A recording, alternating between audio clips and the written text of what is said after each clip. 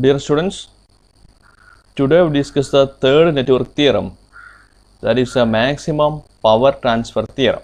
This theorem is very useful when we analyze the communication networks. That is, in the communication network, it is necessary to transfer maximum power from the antenna of radio to a weak station.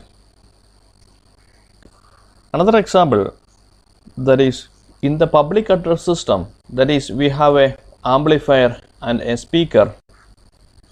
From the amplifier, to transfer its maximum power to the speaker, the load resistance, that is, a load means here the speaker, to transfer the maximum power from the amplifier to the speaker or to the load, the resistance of the load that must be matched with the resistance of the amplifier. Okay, that is, the maximum power transfer takes place only when the load resistance is equal to the resistance of the amplifier. Okay. Now let us see the excited statement of the maximum power transfer theorem. This is the statement of the maximum power transfer theorem. That is, an active network transfers maximum power to the load when the load resistance is equal to the resistance of the network as viewed from the output terminals, when all voltage sources replaced by their internal resistance. Okay. That is, if you go to the explanation, this amplifier that it consists that is nothing but an active linear network. Active linear network. This consists of a large number of resistance, voltage sources, etc. And it transfers its power, its maximum power to the load when the resistance of the amplifier is equal to the load resistance. Then, according to the statement of the maximum power transfer theorem, this R is the total resistance of this active linear network. That is the total resistance viewed from the output terminals of this network when all voltage sources replaced by their internal resistance. Okay, if this is a linear active network and this is a load resistance, when replace all the voltage sources of this active linear network with its internal resistance, then calculate the resistance of the network. When that resistance, that is equal to the load resistance of RL, maximum power transfer takes place from the active network to the load. Fine. Now let us go to the explanation of this statement. That is, consider an active network. We represent that network that is consisting of a voltage source. It's a simple network we consider here, and a resistance R. This active network has a terminal A and B where the load resistance RL is connected. Then this R in this picture, what is the meaning of this R? This is the effective resistance of the network as viewed from the output terminal. Fine. Now let us calculate what is the power that is delivered to this load resistance RL. That is, power delivered to RL. We know that expression for the power, that is, power P is nothing but I square into RL. Okay. Here this I is nothing but the load current. That is, if you look at the picture, current flowing through this load resistance is I. Fine. That is, this current I can be written as, from this circuit, if you look at this circuit, that is the total voltage E divided by total resistance, that is the total resistance R and RL. These two resistances are connected in series, therefore this will be R plus RL into this RL. Now we have to find out the value of RL that allows the maximum power transfer For this, we have to differentiate this power with respect to RL. Usually we do this procedure that to find out the maximum value of a function f, we will differentiate that function with respect to x and it will equate to 0. Okay, then this procedure will give you the value of x at which this function f is maximum. Okay, that is here you can write to find the value of RL that allows maximum power transfer, differentiate this P with respect to RL and equate it to 0. Okay, that is dP by dRL we will calculate, then differentiate into 0. Fine.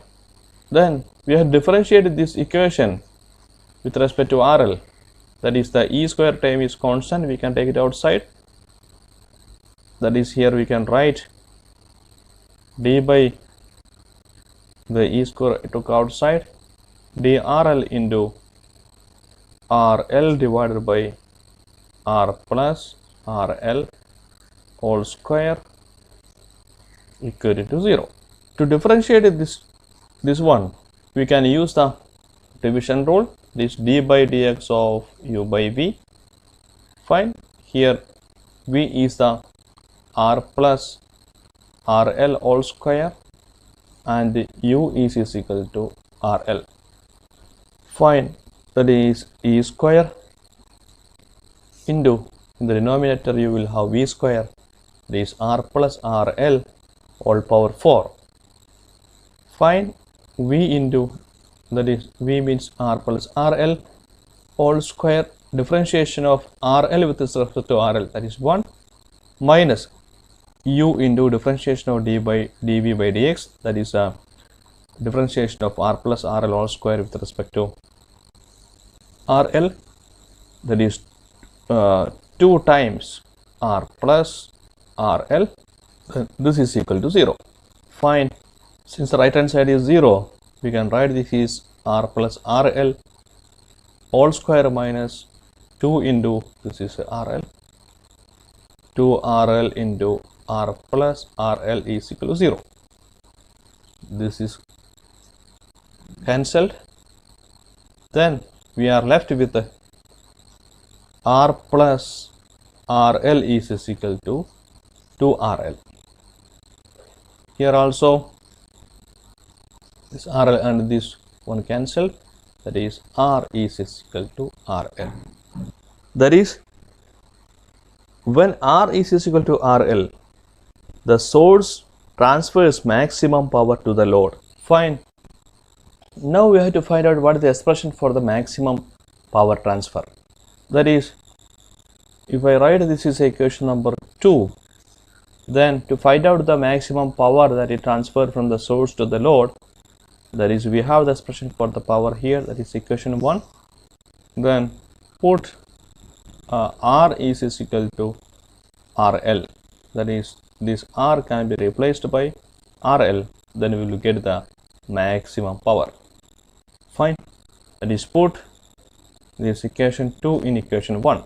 This power P is equal to E square RL divided by R plus RL, that is equation 1, that will be equal to E square RL divided by this R plus RL means we have put instead of this RL, and this will be 2RL whole square, that is E square RL divided by 4RL square. Now this power is the maximum power, that is equal to E square divided by, that is here this RL and RL were cancelled, this will be E square divided by 4RL. This is a expression for the maximum power that source transfer to the load. Now let us do a problem. The first question, in the given circuit, calculate the value of RL for which the power dissipated in it would be maximum. That is, we had to calculate what is the value of RL for which the maximum power is transferred. Also find this maximum power. That is, we have to answer two questions. First one is we have to calculate what is RL. Second one is what is maximum power. Fine. That is how we can find out this RL. Just now we have seen that this RL, that is equal to R. This R that we discussed, that is nothing but total resistance of the circuit measured between the terminal A and B after replacing all voltage source of the circuit by their internal resistance. Okay, total resistance of the circuit measured between the terminals A and B after replacing all voltage sources by their internal resistance. Fine. That is, first we had to replace all the voltage sources in the circuit by their internal resistance. That is, here we have only one voltage source and its internal resistance is not given. That means this voltage source does not have any internal resistance. Therefore, we can short circuit in this path. We can redraw like this, short circuited, and here we have a 10 ohm resistance. Here we have another 10 ohm. Here 5 ohm. Then the load resistance is removed. That is, terminal is A and B. Now, what are the resistances coming for this circuit? That is the resistance measured between the terminals A and B. That is the total effective resistance of the circuit. That is, here it is very clear that this 10 ohm and this 10 ohm is parallel. Therefore, 10 ohm is parallel to 10 ohm. As I mentioned, the shortcut to calculate the effective resistance, highest resistance divided by highest by smallest plus 1. That is 10 by 2 is equal to 5 ohm. Now, this circuit can be equivalent. That is, this is a effective resistance between the two 10 ohms connected in parallel, and this is the 5 ohm. Then this is the terminal A and B. Then what is the resistance coming between the terminals A and B? Here you can see that this 5 ohm is in series with the 5 ohm. Therefore, R is the total resistance, that is equal to 5 ohm plus 5 ohm is equal to 10 ohm. This is nothing but our RL. Fine. That is, as we mentioned, R is equal to RL. The load resistance is nothing but 10 ohm. We got the first answer. The second question was to calculate the maximum power. Okay, to calculate the maximum power, we have derived an expression. That is this expression, power maximum is equal to E square divided by 4RL. Maximum power, that is P max, is equal to E square divided by 4RL. That is equal to, what is the value of E? It is given that E is equal to 80 volt and RL just now we obtained, that is 10 ohm. Just substitute all those values. 80 square divided by 4 into 10, that is 80 into 80 divided by 40. This is 2. So power transferred is nothing but 160 watt. Now we have discussed what is the maximum power transfer theorem, and we did a problem, that is how to find out the maximum power that is transferred from the source to the load in an active network. Okay, now we discuss the fourth theorem, that is the superposition theorem. Okay, suppose if we consider a circuit like this, that is consisting of more than one EMF source. Okay, then each EMF source sends its own current. That is, if you consider the current from this source is, let us say, I1, that is along this direction, it sends a current I1, and the second EMF source, that is the 12 volt, that will sense its own current starting from the positive terminal of the battery. That current flows through this direction, that current is I2. Then the current at any point in a circuit, that is for example a current going through this circuit, that is the algebraic sum of the current due to the each sources. That is, the current at any point is denoted by I. Fine, that it flows in the downward direction. Then this current I is the algebraic sum of the current due to these individual sources. That is, superposition theorem says that if there are more than one source of EMF in a network, that is a network of made up of linear resistance, then each EMF source sends its own current independently, and the current at any point in the circuit is algebraic sum of the current due to each sources. Fine, let me write here, that is, if there are more than one source of EMF in a network made up of linear resistance, then each EMF source sends its own current independently, and the current at any point in a circuit is the algebraic sum of the current due to each sources. Fine.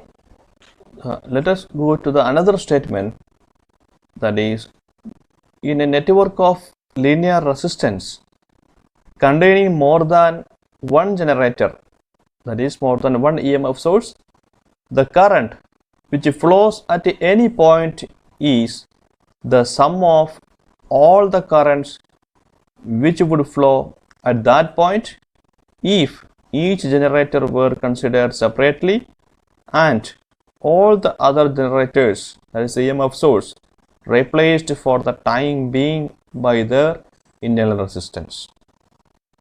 Fine, this is another statement. Now let us come to the explanation, how this superposition theorem is explained. I will explain using a simple circuit. Look at this question, that is, calculate current through 6 ohm resistor using superposition theorem. That is, a 6 ohm resistor is this one. We have to calculate the current through this 6 ohm resistor. That current is denoted by I. That current flows down like this. Okay. Now see that what are the current that is flowing through the circuit. That is, if you look at this 6 volt battery source, we have the two battery source, one is a 6 volt, another one is a 12 volt. Okay. From the positive terminal of the battery, current starts to flow in this direction, and it starts flowing this direction, this direction. The current flowing through this direction, that is from the 6 volt battery, is denoted by I1. That it flows along this direction. Now the current that is provided by the battery, this 12 volt, that is the current starts from this one, this direction, from the positive terminal of the battery, goes and comes to this junction. Let me denote this junction as a and this junction is B. This point is B. Then the current flowing is along this direction. This current is denoted by I2. Then current that is flowing through the 6 ohm resistor is I. This I is nothing but I1 and I2, sum of the current I1 and I2, and this current, that is through this arm, this I1 flow in this direction, and through this arm, this I2.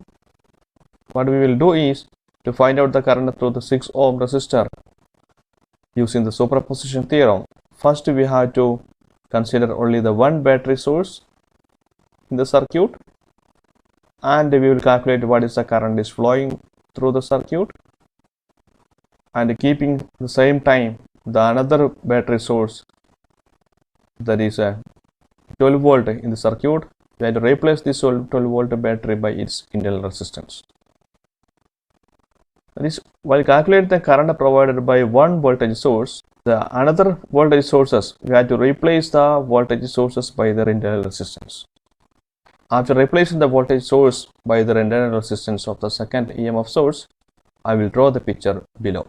According to the superposition theorem, first we have to use the only one voltage source, either 6 volt or the 12 volt. If I use the 6 volt in the circuit like this, then I have to replace the another voltage source, that is this one, by their internal resistance, that is the internal resistance is 1 ohm. Now we have to calculate what is the current is flowing through the circuit. Here we have only the one voltage source. The 6 volt battery send its current down this direction. That current is denoted by the current through the 2.5 ohm. We already denoted I1. Therefore, the current flowing through this direction denoted by I1 dash. This I1 dash current reaches at the junction A and it branches off. The current flowing through the 6 ohm resistor, that is denoted by I in the previous case, that is here I. Here that is we can denote I dash. Then the current flowing through the other branch, that is the 2 ohm resistor, that is flowing along this direction, that is denoted by I2 in the previous case. Now here we can denote I2 dash. Fine. Now we look at the second circuit. That is, I have to consider one voltage source at a time in a circuit. That is, therefore, now I kept this 12 battery source here, this one, and replaced this 6 voltage source by their internal resistance. That is a 0.5 is the internal resistance. Now I have to calculate what is the current flowing through the circuit. Here we have only the one voltage source in the circuit. There is a, it sends a current. That current is denoted by I2 dash in the present case. We have already noted I2 for this current in this picture. Now the current is denoted by I2 dash. The I2 dash current reach the junction where it will branches off again. That is, one part goes through this direction, other remaining current go through this direction. The current flowing through the 6 ohm resistor, that we already noted by I, but in the present case we denote it is a I double dash. The current flowing through the 2.5 ohm resistor, that is along this direction, that is already we denoted I1. Here we can denote it is a I1 double dash. Okay, here the current I2 is not, I2 dash is already we used here in the first case, therefore this should be I2 double dash. Okay, that is the I2 double dash is also flowing in this direction. I double dash is flowing in the downward direction. Then what will happen here, the bottom here, the current reaching the starting from the current starting from the 12 volt battery is nothing but I2 double dash. Therefore the current going into the battery will be I2 double dash. Fine. The current flowing through this arm, this will be I1 double dash. Okay. Now if you look at these three pictures, we can easily write what is the current flowing through this 6 ohm resistor that is this 6 ohm, this 6 ohm. Okay, the current flowing through this 6 ohm resistor, that is nothing but this I is equal to, we can see that there is a current in the second circuit I dash and the current in the another circuit I double dash. This I dash is the current flowing through the circuit when the voltage, while keeping the only one voltage source in the circuit and replacing all the other voltage sources by the internal resistance. Then I double dash is the current flowing through the 6 ohm resistor when one voltage source is kept and other voltage source is replaced by the internal resistance. Therefore, according to superposition theorem, current at any point in the circuit is the algebraic sum of the current due to the individual voltage sources when one voltage source at a time in the circuit. Therefore, we can write this is a I dash plus I double dash. I dash plus I double dash is the, from this picture, that is the, we have here the I1, this I1, and if you look at this one and in the second picture this one, the I1 is directed from left to right, this I1 dash is directed from left to right, I1 double dash is directed from right to left. Therefore, I1 can be written whichever the current is flowing in the direction of the I1, that is the I1 dash, take it a positive sign. Which one current is flowing in the opposite direction of the I1 dash, that is this one, that is I1 double dash, take a minus sign. Similarly, you can write here I2 also, the current flowing to the circuit I2, that is in the picture, this is the I2, current flowing through the 2 ohm resistor, that is directed toward the left side. Then if you compare this picture where we have a current I2, that is I2 dash, that is flowing along the same direction as that of this current I2. Let us take the positive sign, I2 dash.